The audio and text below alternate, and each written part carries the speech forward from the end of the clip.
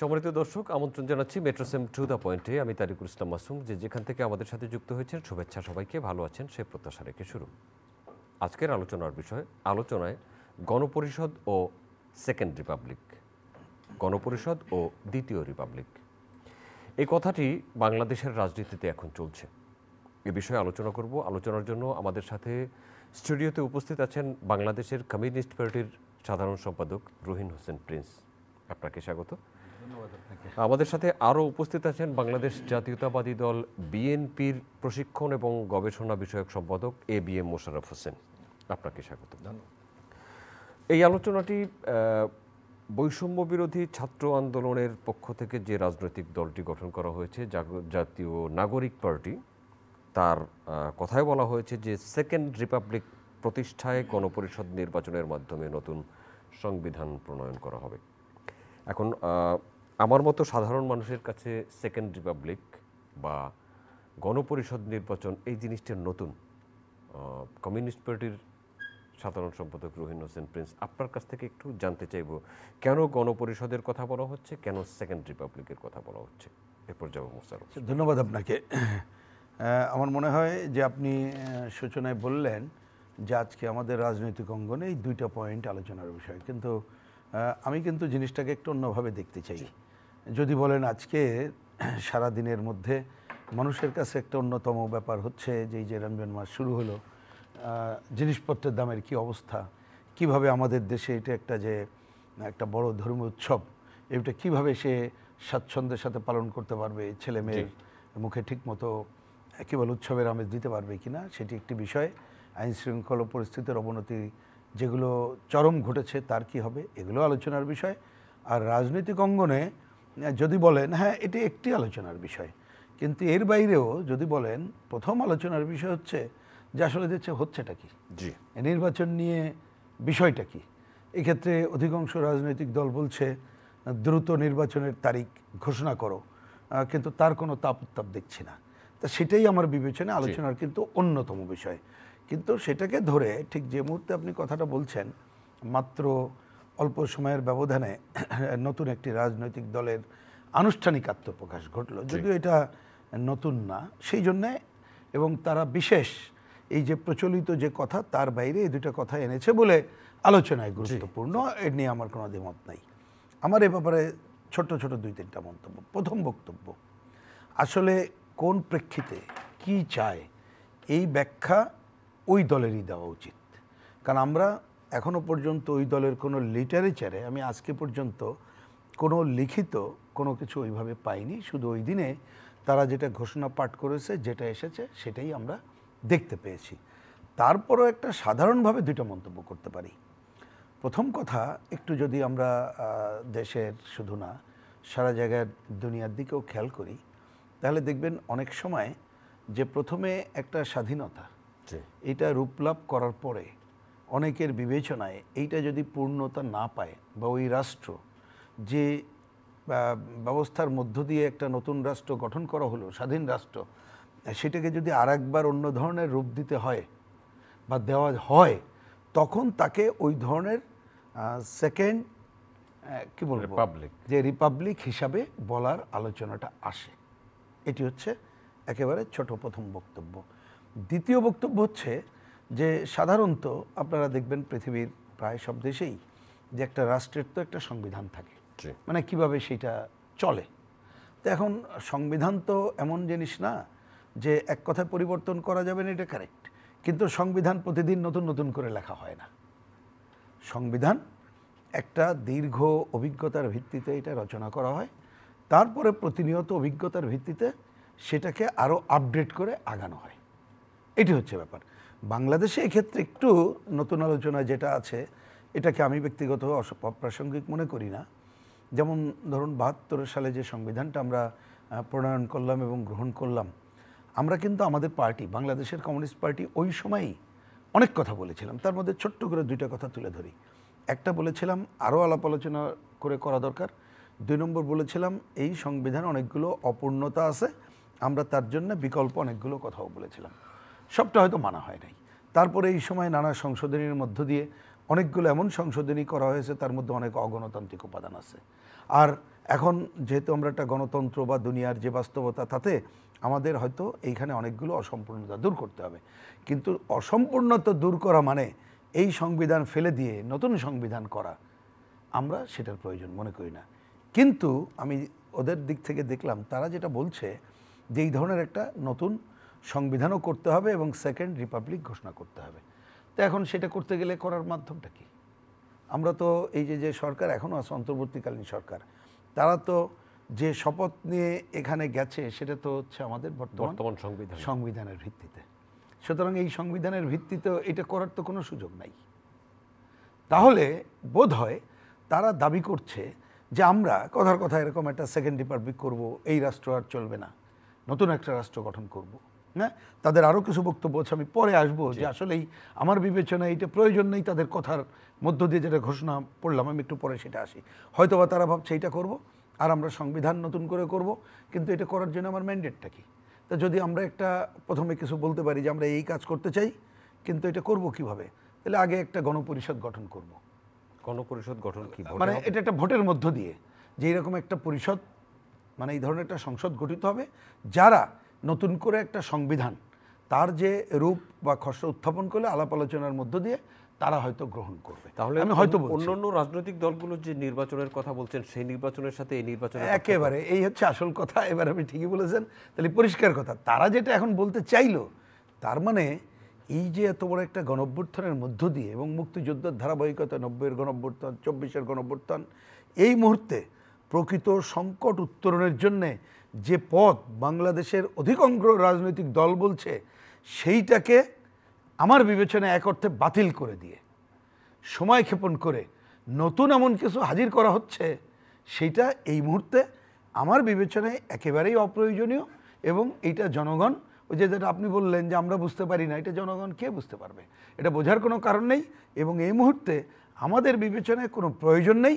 আর যে কথা বললাম, খালি এই পর্বে তুলে রাখি, আমি দেখলাম তাদের বক্তব্যের শুরুতে যে কাজের কথাগুলো বলছে, সেইটা করার জন্য ইমিডিয়েট এই কাজটা কোনো প্রয়োজনীয়তা আছে বলে আমার মনে হয়। আসবো আপনার কাছে। এবিএম মোশাররফ হোসেন, রহিন হোসেন প্রিন্স তার বক্তব্যে অনেকগুলো কথা বলেছেন সেকেন্ড রিপাবলিক বা গণপরিষদ নিয়ে।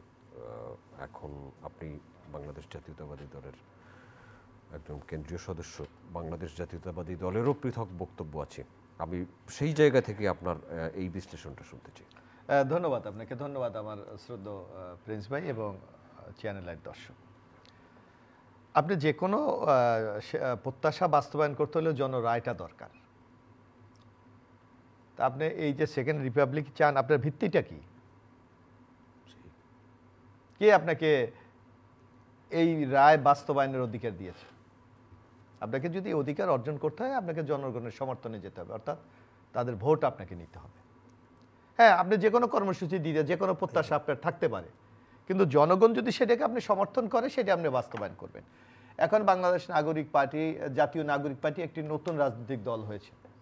তাদের নিজস্ব কিছু আদর্শ থাকতে পারে, তাদের কর্মসূচি থাকতে পারে, তাদের ম্যানিফেস্টো থাকতে পারে। সেইটা কখন গ্রহণযোগ্য হবে? যখন জনগণ তাদের প্রতি সমর্থন দেবে। বাংলাদেশে বিদ্যমান একটি কনস্টিটিউশন আছে বর্তমানে, আপনাকে তো বর্তমান সেই কনস্টিটিউশনের আওতায় আপনাকে থাকতে হবে। যদি আপনাকে নতুন সংবিধান রচনা করতে হয়, তাহলে আপনি গণভোটে যাবে। তাহলে আমি এখানে প্রিন্স ভাই অভিজ্ঞ রাজনীতিবিদ আছে, আমার মনে হয় এই জাতীয় নাগরিক কমিটি যারা আছে, তাদের উচিত আগামী দিনে তো একটি জাতীয় নির্বাচন আমাদের সামনে, এই নির্বাচনে তাদের এইটাই তাদের মূল প্রতিবাদ্য বিষয় হওয়া উচিত যে আমাদেরকে আপনারা ভোট দেন, আপনারা যদি ভোট দেন আমরা নতুন সংবিধান রচনা করব, নতুন সেকেন্ড রিপাবলিক যেটা তারা বলতে যাচ্ছে। মানে সেকেন্ড রিপাবলিক বলতে আমরা এইটুকু বুঝি যে একটা নতুন সংবিধান তারা চায়। তো নতুন সংবিধান চাইলে তো জনরায়টা দরকার, কারণ বর্তমানে একটা বিদ্যমান সংবিধান তো আছে। আমার মানে আগামী নির্বাচনে তাদের মূল এজেন্ডা হওয়া উচিত যে আপনারা আমাদেরকে ভোট দেন, যদি আমরা জয়যুক্ত হই আমরা নতুন সংবিধান রচনা করব। এর বাইরে কোনো আলোচনা নাই। কিন্তু ওই যে গণভোটের কথা বলা হচ্ছে, সেই ভোটটি কি বা গণপরিষদের যে ভোট হবে, সেই ভোট কি জাতীয় সংসদের নির্বাচনের মতো বা জাতীয় নির্বাচনের মতো? না, গণপরিষদ নির্বাচন আপনি কিভাবে করবেন? এখন কোন সিস্টেমে করবেন? তারা এরকম একটা প্রস্তাব রেখেছে। প্রস্তাব দিতে পারে, আমি তো বললাম তারা আগে নির্বাচনে তাদের এই ম্যানিফেস্টোকে বাস্তবায়ন করতে হলে আগে নির্বাচনে জিততে হবে, জিতে তারা গণপরিষদ করেন, সংবিধান চেঞ্জ করেন, বাংলাদেশে নতুন বন্দোবস্ত করেন, সেইটা করতে হবে। কিন্তু বিদ্যমান যে সংবিধান আছে এই সংবিধানের ভিতর তো আপনি এটা করার সুযোগ নাই। হ্যাঁ আপনি পারবেন, যেটা প্রিন্স ভাই অত্যন্ত চমৎকারভাবে বলেছে, আজকে বাংলাদেশের এই 53 বছরের সংবিধান 16 বার সংশোধন হয়েছে। কারণ অনেকে বলে 72-এর সংবিধান আমরা ফিরে যেতে চাই না। আপনি যদি আওয়ামী লীগ তো এই সংবিধান প্রণয়ন করেছে, তাদেরকে বলেন তারা ফিরে যেতে পারবে কিনা? আওয়ামী লীগের পক্ষে যাওয়া সম্ভব? আওয়ামী লীগকে তো এখন জিজ্ঞেস না আমি বলি, আপনি যুক্তির খাতিরে যদি বলেন, আওয়ামী লীগের কোনো অতিথি যদি এখানে থাকতেন, তাকেও যদি আপনি বলতেন যে আপনি 72 সংবিধানে ফিরে যান, যদি যাওয়াই যেত তাহলে তারা যেত? সম্ভব না। জি, কারণ আমরা সেই 72 থেকে শুরু করে এই 2024 পর্যন্ত আমরা পরিবর্তন করতে করতে 2000, হ্যাঁ যদি আমাদের এখন সংবিধানের দোষ আমি কোথাও দেখি না, অর্থাৎ আপনি প্র্যাকটিসটা কিভাবে করেছেন। আমাদের সংবিধানে তো এখন আমরা স্বাধীনতার মূল চেতনা আমরা কি বলি? সাম্য, মানবিক মর্যাদা, সামাজিক সুবিচার, আমরা কি কেউ অস্বীকার করি? কিন্তু আমরা প্র্যাকটিসটা কি করি? আপনার সংবিধান লঙ্ঘন করলে শাস্তি কি, আমরা কি সেটি শাস্তিটা দিতে পেরেছি? এই আমরা বলি কি যে অবাধ, সুষ্ঠু, নিরপেক্ষ নির্বাচন দরকার। প্রিন্স ভাই তো আমরা তো এই আন্দোলন দীর্ঘদিন করছি না, কিন্তু আমরা 3টা নির্বাচন আমরা জনগণের রায়ের কোনো প্রতিফলন করে নাই। যারা দায়িত্ব ছিল আপনি তাদের বিরুদ্ধে কি ব্যবস্থা নিতে পেরেছেন? খালি মুখে আমরা বলি নতুন ব্যবস্থা চাই, নতুন বন্দোবস্ত চাই, বাস্তবে যদি আপনি এই 5ই আগস্টের পর যদি আজকে যারা 14, 18, 24-এর নির্বাচনে অনিয়ম করেছে, দুর্নীতি করেছে, একটা সরকারকে ক্ষমতায় আসে, আপনি তাদেরকে যদি দ্রুত বিচারের আওতায় আনতে পারতেন, তাহলে বোঝা যেত যে আপনি একটা নতুন কিছু বাংলাদেশে চান। আপনি তো চান না। আপনি আবার নতুন সংবিধান রচনা করলেন, কিন্তু তার বাস্তবায়ন আপনি করতে পারলেন না, তো লাভটা কি? তা যার জন্য আমি মনে করি সংবিধান কোনো বিষয় না, এখানে হলো প্র্যাকটিসটা আপনার কি, আপনি কি ব্যবস্থা গ্রহণ করছেন সেটা না। আমাদের কনস্টিটিউশনে স্পষ্ট ভাষা আছে, যদি আপনার কোনো নির্বাচনে যদি অনিয়ম দেখেন, নির্বাচন বাতিল করে দিতে পারেন, নির্বাচন প্রার্থীতা বাতিল করে দিতে পারেন, তাদের বিরুদ্ধে আপনার মামলার মাধ্যমে শাস্তি ব্যবস্থা করতে পারেন। কিন্তু এই 3টা নির্বাচন কমিশন একটা নির্বাচন বাতিল করেছে, তাদের বিরুদ্ধে আপনি কি কোনো শাস্তিমূলক ব্যবস্থা নিয়েছেন? অথবা যে সকল এই পুলিশ প্রশাসন, আমলাতন্ত্র এই 2014-18 রাতে নির্বাচন করেছে, তাদের বিরুদ্ধে আপনি ব্যবস্থা এখন নেওয়া শুরু করেছেন। যদি আপনি এই আইনগুলি বাস্তবায়ন করতে পারেন, তাহলে দেখবেন এই সংবিধান চেঞ্জের কোনো প্রয়োজন নেই। বরং এই যে নতুন নাগরিক কমিটি যেটা হয়েছে, এখনো কিন্তু আমরা অনেক কথা কিন্তু আমরা রাজনৈতিক স্বার্থে বলি না। আপনার আকাঙ্ক্ষাটা কি ছিল? আপনার আকাঙ্ক্ষাটা ছিল একটা বৈষম্য বিরোধী ছাত্র আন্দোলন, অর্থাৎ আপনার চাকরির ক্ষেত্রে বৈষম্য, কোটার কারণে আপনি চাকরি পাচ্ছেন না, সেই অবস্থা অবসান ঘটিয়ে আপনি মেধার একটা স্বীকৃতি আপনি চেয়েছেন। সেখান থেকে আপনি বলছেন তার আকাঙ্ক্ষা নাকি এই রাষ্ট্র ব্যবস্থা চেঞ্জ করে ফেলতে হবে। কখন আপনি বলেছেন এই কথা? বরং রাজনৈতিক শক্তিগুলো দীর্ঘদিন শেখ হাসিনার বিরুদ্ধে এই 15.5 বছর আন্দোলন করেছে, জেল খেটেছে, মামলা খেলেছে, গুমের শিকার হয়েছে, বা বছরের পর বছর কারাগারে গিয়েছে। আজকে আপনি তাদের কাউকে আপনার কোনো প্রয়োজন নেই, আপনি নতুন একটা সংবিধান, হ্যাঁ আমরা কোনো আপত্তি নেই, আপনি নতুন দল করেছেন প্রিন্স ভাই, সবাই আমরা যারা রাজনৈতিক দল আমরা কিন্তু স্বাগত জানিয়েছি। আমরা বলেছি আপনাদেরকে অভিনন্দন জানাই, আপনারা জনসমর্থন আদায় করে সেকেন্ড রিপাবলিক বলেন, নতুন সংবিধান রচনা বলেন, আপনারা করেন, কোনো আপত্তি নাই, কিন্তু আগে জনরাইট আপনাদেরকে নিতে হবে। আর বর্তমানে আমরা মনে করি এই নানা স্লোগান তুলে আগামী দিনে মানুষের গণতন্ত্রের অধিকার, শেখ হাসিনা যেমন দীর্ঘ 15 বছর এই ভোটের অধিকার থেকে বঞ্চিত করেছে, এখন তারই একটা নতুন ষড়যন্ত্র শুরু হয়েছে যাতে মানুষের অধিকার মানুষ ফিরে না পায়। আচ্ছা, রহিন হোসেন প্রিন্স, মোশাররফ হোসেন শেষ যে কথাটি বলেছেন যে আগেও ভোটের অধিকার ছিল না, এখন ভোটের অধিকার না দেওয়ার কোনো গন্ধ হয়তো উনি পাচ্ছেন, আসলে কি ব্যাপারটা এমন? সরকারের পক্ষ থেকে তো এমন কথা বলা হয়নি এখনো পর্যন্ত। না, কিন্তু আমি বলি যে যতক্ষণ না পর্যন্ত নির্বাচন কমিশনকে বলানো হচ্ছে যে তুমি বা আপনারা ওই সময় শিডিউলটা ঘোষণা করেন, আপনি শিডিউল ঘোষণা না পর্যন্ত আমরা আশ্বস্ত হতে পারছি না, প্রথম কথা। এমনকি আপনি শিডিউল ঘোষণার পরও নির্বাচন না হওয়া পর্যন্ত আশ্বস্ত না হওয়ারও কিন্তু অনেক কারণ থাকবে। কেন জানেন? এই যে দেখেন, আমরা অন্ততপক্ষে এই একটা অভূতপূর্ব গণ অভ্যুত্থানের মধ্য দিয়ে এই অন্তর্বর্তীকালীন সরকার গঠন করার পরও আমরা কিন্তু সবাই মিলে যে এই মুহূর্তে একটা নির্বাচিত প্রতিনিধি ক্ষমতায় যাক, তারপরে যার কথা বলবো সেইখানে ঐক্যমত হইতে পারে নাই। আমরাই তো সংকটগুলো, এই যে নতুন দলের যে বক্তব্য একটু আগে আমরা আলোচনা করলাম সেটাই দেখলেন। আর আমাদের নানা ধরনের অপশক্তি তো আছে যারা আমাদেরকে পেছনে টেনে ধরতে চায়। সুতরাং যতক্ষণ না পর্যন্ত সুনির্দিষ্ট তারিখ ঘোষণা না হচ্ছে এবং নির্বাচন না হচ্ছে, প্রতি মুহূর্তে কিন্তু এই সংকট থেকে যাবে বলে আমি মনে করছি। এবার আমি আপনি সুযোগ দিলে অন্য দুই একটা কথা বলতে পারি। দেখুন, এই যে আলোচনাটা আসলো, এক কথায় পরিষ্কার, আমিও বলেছি, উনিও বলেছেন, মোশাররফ ভাই বলেছেন যে তারা আগামী নির্বাচনে তাদের বক্তব্য নিয়ে যাক, যে ভাই আমাদের ক্ষমতায় পাঠালে এটা করব। হ্যাঁ, জনগণ যদি এটা দেয়, আমার সবচেয়ে যদি অপছন্দও হয়, কিন্তু মানুষের রায় তো আমি মেনে নেব, আমার তো করার আর কিছু নাই। ক্লিয়ার? হ্যাঁ, কখনো যদি দেখি আমার দেশের বিরুদ্ধে কেউ যুদ্ধ ঘোষণা করেছে, তখন তো অন্য আলোচনা।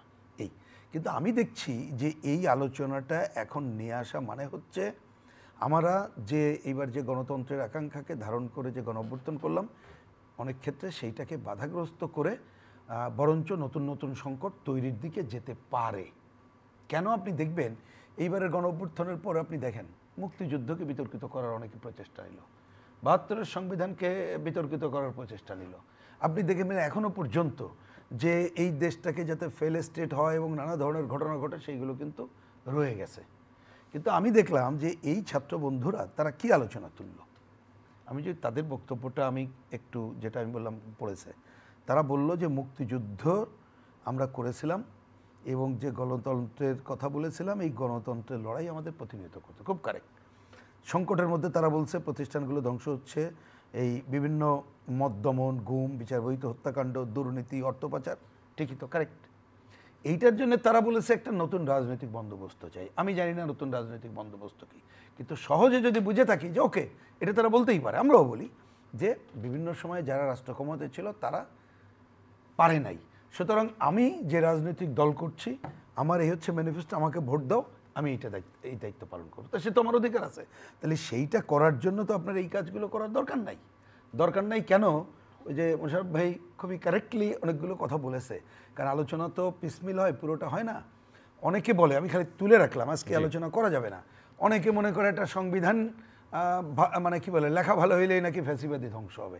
এটা রাজনীতির এবিসিডি যাদের ধারণা আছে, আমার মনে হয় তা কারেক্ট না।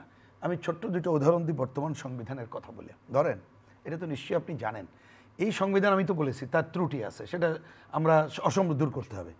এই সংবিধানে বলা নেই যে, বলা তো আছেই, জনগণের প্রত্যক্ষ ভোটে নির্বাচিতরাই দেশ শাসন করবে, বলা আছে না? আচ্ছা, আরেকটা দিক, তাহলে হচ্ছে কি? তাই হচ্ছে না। তাহলে তো লেখা থাকলেই হয়, তা তো না। আচ্ছা, আরেকটা কথা শুনে রাখেন, সংবিধানে কিন্তু লেখা আছে যে কোনো অনুপার্জিত আয় ভোগ করার অধিকার কারণ নাই। কিন্তু আপনি বলেন টাকা পাচার, দুর্নীতি কোথায়? নাই। তাহলে খালি লেখা দিয়ে তো হয় না। তাহলে এইটাকে ধরে অনুশীলন, তাও হয়টা কি? এখন আপনি আবার একটা সরলীকরণ করতে পারি, কথার কথা অনেকে ওরা বলে, আচ্ছা সবাই মিলে এক হলে হয়ে যাবে। সবাই মিলে তো এক হলে হয় না রে ভাই। কারণ সরে কথাটা একটু জানি না উদাহরণটা কেমন হবে। ধরুন, আপনি যখন একটা রিক্সায় চড়বেন, যিনি প্যাডেলে বসা থাকেন তার কাছে ইনসাফ একরকম, আর যে বাইরে বসে তার কাছে কিন্তু ইনসাফ আর একরকম। জি, বিষয় তাই না? তাহলে এইটাকে করতে হয় আপনি একটা আইন নীতিমালার ভিত্তিতেই, যাতে রাষ্ট্র ঠিকমতো পরিচালিত হয় সেই কাজ করতে হয়, এবং জনগণ যদি তার প্রকৃত ভালো প্রতিনিধি নির্বাচিত করতে পারে, আর আমরা যদি অনেকগুলো সেফটি ক্লজ রাখতে পারি, যাতে করে এই যে কথাগুলি একটু আগে বললাম, প্রতিষ্ঠান যদি আমরা গড়ে তুলতে পারি, দুর্নীতিগুলো বন্ধ করতে পারি, তাহলে সেরকম জায়গায় যেতে পারবো। কিন্তু আমরা তো এক হতে পারবো না। কেন?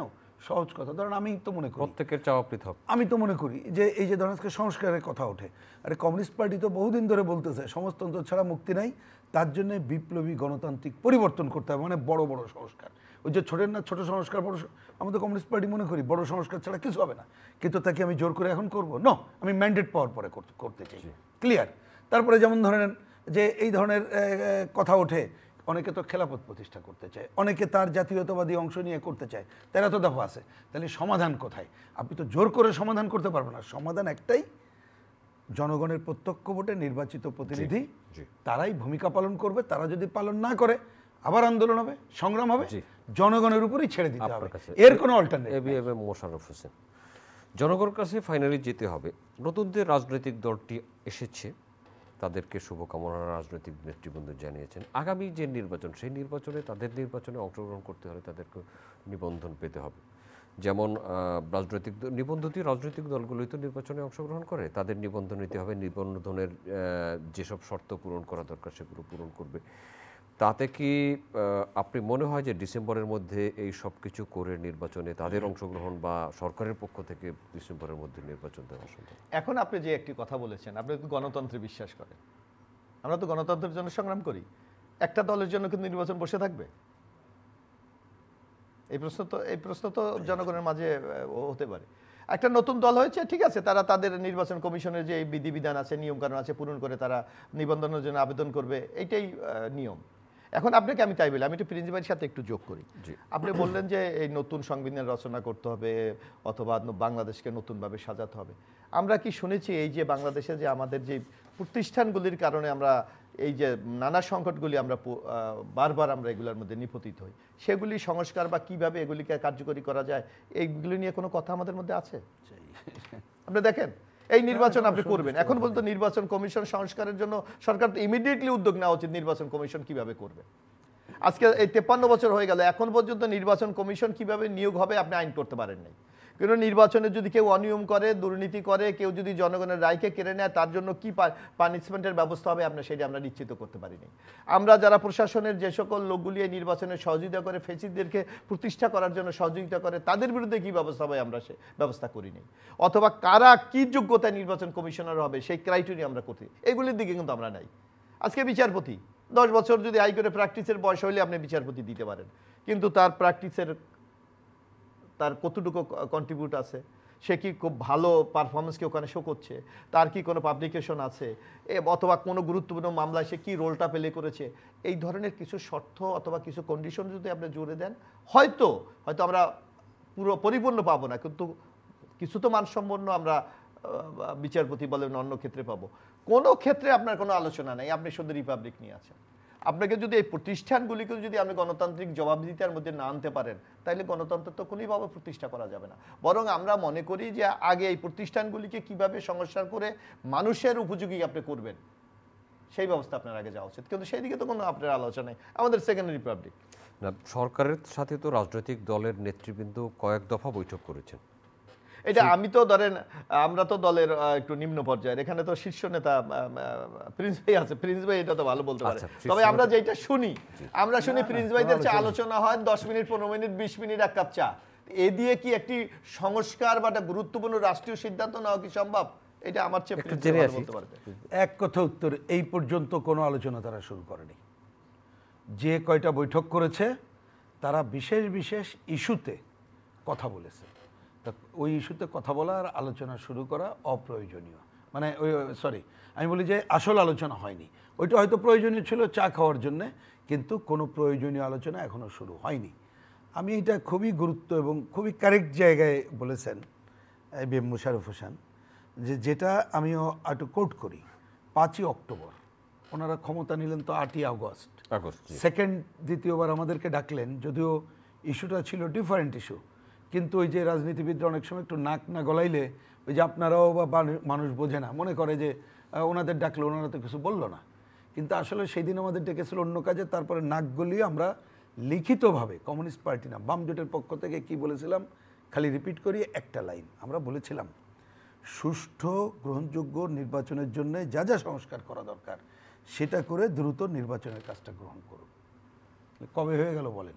এবং কাজটাই ওইটা কিন্তু খুবই কারেক্টলি বলছে যে আমরা নির্বাচন কিন্তু কেউ, আমি যদি বুঝে থাকি ওনারাও খালি নির্বাচন চাচ্ছে না, কারণ নির্বাচন ব্যবস্থা তো ফেল করে গেছে, ওর জন্য সংস্কার করে একটা নির্বাচন করতে হবে। সেই আলোচনা দেখেন আপনিও সুনির্দিষ্টভাবে করতে পারছেন না, কারণ আপনার চোখের সামনে আসছে না। ওনারা ডাউস ডাউস বইও লিখলো, তারপরও এতদিন ধরেও তো আলোচনা করতে পারলো না। ওনারা কথা আছে, যেটা আমি জানি না, যে কথা ছিল যে এই যে 15ই ফেব্রুয়ারিতে যে ওনার ঐক্যমত্য কমিশনের, ওইটা যদি বলেন ওই যে একটা লাঞ্চিং সেরিমনির মতো আর কি, বুঝছেন, যে আমরা কইলাম, এটা দরকার ছিল না, তো আমরা পত্রিকায় দেখেছিলাম ওনারা 1 তারিখ থেকেও শুরু করবেন শুনেছিলাম। তা আজকে তো কয় তারিখ? 2 তারিখ। কোনো খবর তো পেলাম না, চিঠিও পাইনি। যদিও ওই আলোচনা ওনারা যত প্রায় 2,5-3 হাজার পৃষ্ঠা করে করছে, ওইটাও সবটা আমাদের কাছে প্রয়োজন মনে করছি না। প্রয়োজন যেটা, যদি ঠিক গণঅভ্যুত্থানের চেতনা বাস্তবায়ন করতে চান, তার তো বড় ব্যাপার হচ্ছে যে গণতন্ত্র, একটা ভোটের অধিকার ফিরিয়ে দিয়ে এখানে যেতে হবে। এবং এখন যে জটিলতা, এই পরিস্থিতিও সরকার সামাল দিতে পারছে না, সুতরাং একটা ভোটের মধ্যে যদি আমরা ঢুকতে পারি এবং নির্বাচিত সরকারের কাছে ক্ষমতা হস্তান্তর করতে যেই হোক, তাতে 2-4 দিনে মেলা ভালো সব কিছুর সমাধান হবে তা কিন্তু আমরা মনে করছি না। জনগণ যেন এটা ভুল না বোঝে, সেটা বুঝতে হবে, কিন্তু আপনি গণতান্ত্রিক ধারাটা চলবে। কিন্তু তাহলে সেইটা করার আগেও দরকার কি? আপনি আসেন 1, 2, 3, 4 করে বলেন, ওনারাই বলুক, ঐক্যমত্য কমিশন করছে, আমি এখান থেকে আরও সুনির্দিষ্ট প্রস্তাব দিই, ওনারা এখানে এসে বলুক যে আমরা সুষ্ঠু গ্রহণযোগ্য নির্বাচনে 1, 2, 3, 4 ন্যূনপক্ষে এই 25টা পয়েন্ট ছাড়া সুষ্ঠু গ্রহণযোগ্য নির্বাচন হবে না, কোনো প্রবলেম নেই। তাহলে এইটা নিয়ে আমরা আলোচনা শুরু করি। এটা ডক্টর মোহাম্মদ ইউনূসের সাথে যে কথাটা আমাদের কমপ্লিট হয়ে আছে সেটাকে উনি গ্রহণ করুক। এই কয়টার মধ্যে যে কথাগুলোকে আমরা ঐক্যমত্য হব তিনি সেইটাকে গ্রহণ করেই নির্বাচনের তারিখ আগেই ঘোষণা করুক, কারণ এইগুলো করতে 15 দিন সময় লাগার কথা না। আমি তো 15 দিন দেখি না, বিশেষ করে নির্বাচন ব্যবস্থার সংস্কার। একটা আরও উদাহরণ দিই, কংক্রিট উদাহরণ দিই, ওনার সামনে পরিষ্কার করে বলি। ধরেন আমাদের অনেকগুলো পয়েন্টে, এমনকি এই যে দ্বারা নির্বাচন চাচ্ছি বড় বড় বিভেদ, সেটাকে এখন আমরা মেটাবো পারবো না। ধরুন আমরা যেমন বলি যে জাতীয় সংসদ নির্বাচনে সংখ্যানুপাতিক পদ্ধতি চাই, আবার ধরেন বিএনপি তারা এখন বলছে দ্বিকক্ষ বিশিষ্ট পার্লামেন্ট চাই। তা আপনি বলেন এইটা কি আমরা এই এখন 2 গ্রুপকে আলোচনা করে সমাধান করতে পারবো? তা দরকার নেই তো এখন। আমার কথা হচ্ছে এখন সে আলোচনা দরকার নেই। আপনি যদি ওইটা নিয়ে সময় ক্ষেপণ করতে চান ওই আলোচনা করতে পারেন, কিন্তু এখন তো এটা জরুরি না। ওনারা ওনাদের এই কথা নিয়ে জনগণের কাছে বা আমরা আমাদের কথা নিয়ে জনগণের কাছে যাব। ভোট হবে, নির্বাচনের পরে আবার যে সময় থাকবে তখন এগুলো আলাপ আলোচনা করে আমরা তো কাছাকাছি আসলে তখন ঐক্যমত্য হব।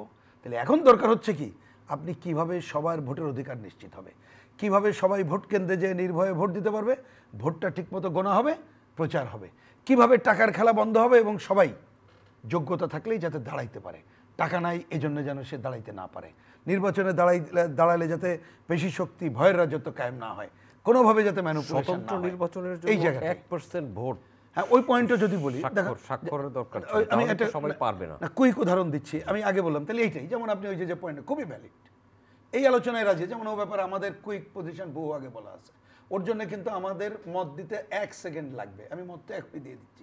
আমরা বলেছি প্রথমে এটা তো অনৈতিক। অনৈতিক কি কারণে? আপনি প্রথমে মৌলিক অধিকারের পরিপন্থী মনে হয়। ঠিকই বলছেন, কারণ আমি কাকে ভোট দেবো না দেবো এটা তো গোপন না, এটা গোপন বিষয়। গোপন বিষয় আমি চাই কিভাবে, আর স্বতন্ত্রদের ওইটা প্রয়োজন নাই। তো ওই যে বললাম এগুলো কিন্তু ইজি হয়ে যাবে, একসাথে বসেন দেখবেন যে আমরা মেজরিটি কি মনে করছি, আপনি ইয়েস করে এটা দিয়ে দেন। মানে আমি বলছি যে এই ধরনের বিষয়, কিন্তু আপনি বড় বড় বিষয়ে আরও ভালো আলোচনার সময় দিতে হবে। তাহলে এগুলো নির্ভর করছে আপনার ইচ্ছার উপরে।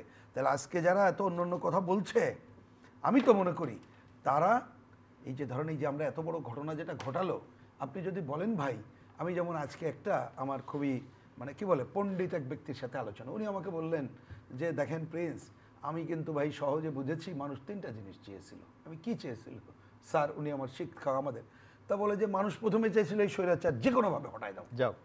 তারপরে কি বলে যে কোনোভাবে তারা যে ভোটের অধিকার ধ্বংস করে দিছে, ভোটের অধিকার ফিরে নিয়ে আসো। তা স্যার 3টা, আরেকটা কি? আরেকটা হচ্ছে দুর্নীতি। উন্নয়ন হ্যাঁ হয়েছে, দেখাও গেছে, কিন্তু দুর্নীতি এমন হয়েছে, এই দুর্নীতিটা কিভাবে বন্ধ করা যায়, কাজ করা দরকার।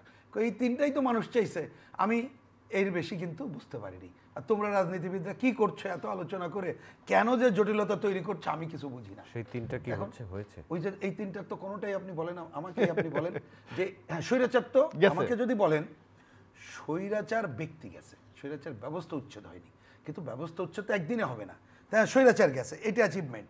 2 নম্বর, এখনও কিন্তু ভোটের অধিকার আমরা ফিরিয়ে আনতে পারিনি। 3 নম্বর, যদি বলেন হ্যাঁ আপনি যে আমাদের ওই যে কি বলে একটা শ্বেতপত্র কমিটি করছে, আমাদের অন্ততপক্ষে গভর্নর সাহেব কতগুলো চেষ্টা করছে, কতগুলো জায়গায় তিনি বন্ধ করার চেষ্টা করছে, কিন্তু আপনি দেখবেন খেলাফেরিন পুনঃতফসিকরণের নামে বেড়ে চলছে। অনেক ক্ষেত্রে অনেক কিছু দমন করা যায়নি, বিভিন্ন জায়গায় আমরা শুনি বিভিন্ন প্রতিষ্ঠানে অনেক জায়গায় নাকি ঘুষের রেট আগে বেড়ে গেছে। তাহলে আপনি এইগুলো কাল পরশু পারবেন তা না, আপনি তো একটা যখন নির্বাচিত সরকার নাই, একটা হজবরল পরিস্থিতি, আপনি তো কে কার প্রতি ভরসা করে করবে এবং তার নীতিমালাকে কিছুই বোঝা যাচ্ছে না। তাহলে অন্ততপক্ষে প্রথমটা হয়েছে এই 2টা কিভাবে হবে, এই অধিকার আমরা জনগণের উপরে ছেড়ে দিয়ে আমরা গণতন্ত্রের পথে যাত্রা শুরু করি, এটাই হবে আমাদের প্রধান। এবিএম মোশাররফ হোসেন, 2টি লক্ষ্য অর্জন কতদূর? না, আমি তো প্রিন্সিপালের সাথে সম্পূর্ণ একমত যে আপনাকে এই যে সংস্কার একটা দীর্ঘমেয়াদী প্রক্রিয়া। আপনার শর্ট টাইম একটা অবাধ সুস্থ নিরপেক্ষ নির্বাচনের জন্য জনগণের অধিকার প্রতিষ্ঠার জন্য যা দরকার সেই পদক্ষেপ আপনার দ্রুত গ্রহণ করা উচিত। 1 দ্বিতীয়ত রাষ্ট্রের এখানে যে এই সুযোগটি ডক্টর ইউনূস সরকারের আছে যে আপনি রাজনৈতিক দলগুলোকে ডেকে একটা কমিটমেন্ট নেওয়া, যেমন যে কথাটা বারবার বলা হয় যে রাজনৈতিক দলরা ওয়াদা করে কিন্তু ওয়াদা রাখে না। এবার একটা সুযোগ এসেছে রাজনৈতিক দলগুলিকে আপনি ডেকে একটা কমিটমেন্ট নেওয়া যে আপনারা যেই ক্ষমতা যান না কেন আগামী দিনে এটা বাস্তবায়ন করবেন। এইটাই তো আমার মানে সমাধান, এর বাইরে তো আর আমাদের খুব একটা বেশি আলোচনা করার প্রয়োজন নেই। আর আপনি যদি যত এটাকে দীর্ঘায়িত করতে চাবেন তখন নানা সংকটের উইন্ডো কিন্তু ওপেন হচ্ছে। দীর্ঘায়িত হচ্ছে এমন কোনো আলামত কি আছে আপনার মনে হয়? নানা জনের নানা কথা বলা হচ্ছে, যে ওই যে যেমন একটা কথা বলা হচ্ছে যে আমরা শুধু কি একজনকে ক্ষমতায় বসাবার জন্য কি এই আন্দোলন করেছি, এই সকল কথা কি আন্দোলন কি বেসিক্যালি আপনার শেখ হাসিনা পতন হবে এইটাও তো আমরা যদি আপনার আবু সাইদের মৃত্যুর পর রাজনৈতিক দলগুলি ঐক্যবদ্ধ হয়েছে, এর আগে কি রাজনৈতিক দলগুলি ছাত্র দলকে সমর্থন দিয়েছে, কিন্তু প্রকাশ্যে নেমেছে কখন? যখন আবু সাইদের মতো একটা জঘন্যতম ঘটনা যখন এই সরকার ঘটিয়েছে, তখন কিন্তু রাজনৈতিক দলগুলি ঐক্যবদ্ধ হয়ে রাজপথে নেমে এই সরকারের পতনের এক দফা আন্দোলন শুরু করেছে। তো সুতরাং আপনাকে তো আগে গণতন্ত্র প্রতিষ্ঠা করতে হবে, সে গণতন্ত্র প্রতিষ্ঠা করে বাকি কি কি সংকট আপনার সমাধান করা দরকার সেগুলির ব্যাপারে আপনার দীর্ঘমেয়াদী পদক্ষেপ গ্রহণের জন্য আপনার একটা কমিটমেন্ট দরকার, রাজনৈতিক ঐক্যমত যেটাকে আমরা বলি সেই ঐক্যমতটা দরকার। তাইলে আমার মানে এই সংকট থেকে আমরা বেরিয়ে শেষ করি আলোচনা। এবিএম মোশাররফ হোসেন, আপনাকে অসংখ্য ধন্যবাদ। রহিন হোসেন প্রিন্স, শেষ করি আমরা। হ্যাঁ, ঠিক আছে, আমি একটা 30 সেকেন্ড যদি বলি, কারণ এটা কংক্রিট করা যায়। একটা কথা বারবার তারা যে অভিযোগটা করে যে রাজনৈতিক দলগুলো কথা রাখবে কিনা, আরে ভাই রাখবে কি রাখবে না এগুলো জনগণের উপরে ছেড়ে দাও। তবে এইবার আমি ওনার সাথে ওই পয়েন্ট আবার বলছি, আমরা কতগুলো বিষয়ে যদি ঐক্যমত্য হতে পারি সেটা আমরা সবাই মিলে আরেকবার চেষ্টা করি আমাদের অঙ্গীকার করা এবং জনগণের উপরে ছেড়ে দিই। যদি যে দল অঙ্গীকার রক্ষা করবে না আবার গণ আন্দোলন গণ অভ্যুত্থানের মধ্যে থেকে তাকে আমরা পরাভূত করেই গণতন্ত্রের পথে যাত্রা শুরু করব। এই ছাড়া আমাদের সামনে অন্য কোনো পথ নেই। ধন্যবাদ রহিন হোসেন প্রিন্স, এবিএম মোশাররফ হোসেন, আপনাকেও অসংখ্য ধন্যবাদ। সম্মানিত দর্শক, এতক্ষণ আমাদের সাথে ছিলেন, অনেক কৃতজ্ঞতা। আগামী অনুষ্ঠান দেখার আমন্ত্রণ রইল, দেখা হতে পারে সেই অনুষ্ঠানে। ভালো থাকবেন সবাই, আপনাদের সবার জন্য অনেক অনেক শুভকামনা।